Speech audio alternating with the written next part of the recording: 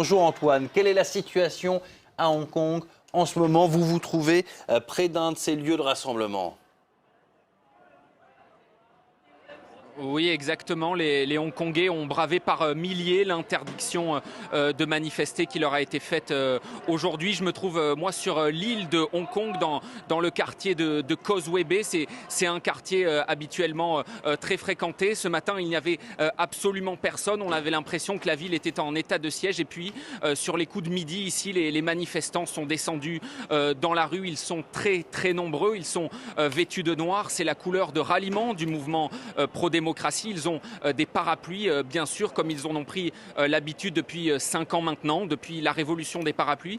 Et puis c'est nouveau aujourd'hui, de nombreux manifestants portent ce masque, c'est celui de l'anarchiste britannique Guy Fawkes. C'est devenu le symbole de toutes les insoumissions dans le monde. Et puis les manifestants ont également les drapeaux de puissances étrangères, mais aussi le drapeau du Tibet et le drapeau de la communauté ouïghour, des drapeaux interdits en Chine continentale, mais les Hongkongais les brandissent car eh bien, ils veulent être les porte-voix des opprimés du régime communiste. Aujourd'hui, ce n'est pas leur fête nationale, c'est ce qu'ils disent. Et donc, eh bien, ils veulent gâcher la fête qui a lieu en ce moment même à Pékin. La situation ici à Hong Kong est extrêmement tendue. À l'angle de la rue où je me trouve, il y a déjà les policiers anti-émeutes qui ont été déployés. Et puis, on vient de l'apprendre, dans certains quartiers de la ville, les forces anti-émeutes se sont déployées avec leurs pistolets qui tirent des cartouches de gaz lacrymogène. Donc la tension ici est à son maximum et nul doute que de nouvelles échauffourées